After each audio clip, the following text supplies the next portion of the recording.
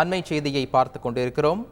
பெண் காவலர்கள் குறித்து அவதூறாக பேசிய வழக்கில் யூடியூபர் சவுக்கு சங்கருக்கு ஒரு நாள் போலீஸ் காவல் அளித்து திருச்சி மகிழா நீதிமன்ற நீதிபதி ஜெயபிரதா உத்தரவு பிறப்பித்திருக்கிறார். அண்மை செய்தியாக பார்த்து கொண்டிருக்கிறோம். இது பற்றிய கூடுதல் விவரங்களோடு இணைகிறார் எமது செய்தியாளர் தினேஷ். தினேஷ், வணக்கம். இந்த உத்தரவு பற்றிய முழு விவரங்கள்.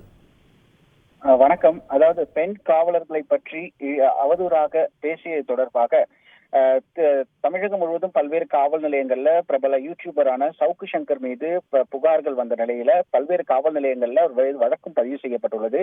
அதில் குறிப்பாக திருச்சி மாவட்டம் முசிறி டிஎஸ்பியான யாஸ்மின் அவர்கள் சைபர் கிரைமில் கொடுத்த புகாரின் அடிப்படையில வழக்கு பதிவு செய்யப்பட்டு அவரை நீதிமன்றத்தில் ஆஜர்படுத்துவதற்காக நேற்றைய தினம் கோவையில் இருந்து சவுக்கு சங்கரை திருச்சி மகிழா நீதிமன்றத்தில் ஆஜர்படுத்துவதற்காக அழைத்து வந்தனர்.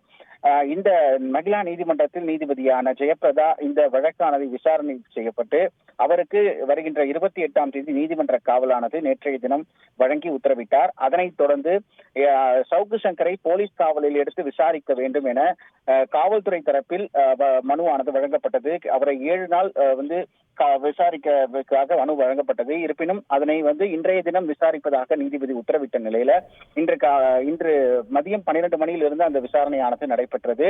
தொடர்ந்து அரசு தரப்பில் அவரை போலீஸ் தரப்பில் கஸ்டடியில் எடுத்து அவரை விசாரிப்பதற்காக தொடர்ந்து வாதங்கள் வைக்கப்பட்டது. அதே போன்று சவுக்கு சங்கர் தரப்பில் இருந்தும் அனுமதி வழங்கக்கூடாது, அப்படி அனுமதி வழங்கப்பட்டால் அவரது உயிருக்கு ஆபத்துகள் ஏற்படும், அதே போன்று அவர் கை கால்களுக்கு மீண்டும் எலும்பு முறிவு ஏற்படும் என்ற அந்த வாதமும் வைக்கப்பட்டது. தொடர்ந்து உணவு இடைவேளைக்கு பிறகு இது தொடர்பான உத்தரவை பிறப்பிப்பதாக நீதிபதி உத்தரவிட்ட நிலையில் தற்போது அது தொடர்பான உத்தரவை பிறப்பித்துள்ளார். அதாவது ஒரு நாள் போலீஸ் காவலில் எடுத்து சவுக்கு சங்கரை விசாரிப்பதற்கு போலீஸ் அதுக்கு அனுமதி வழங்கியுள்ளார். நாளை மாலை 4 மணிக்கு மீண்டும் நீதிமன்றத்தில் சவுக்கு சங்கரை ஆஜர்படுத்த வேண்டும் என திருச்சி மகிழா நீதிமன்றத்தினுடைய நீதிபதி ஜெயபிரதா உத்தரவிட்டுள்ளார். விவரங்களை வழங்கியதற்கு நன்றி தினேஷ்.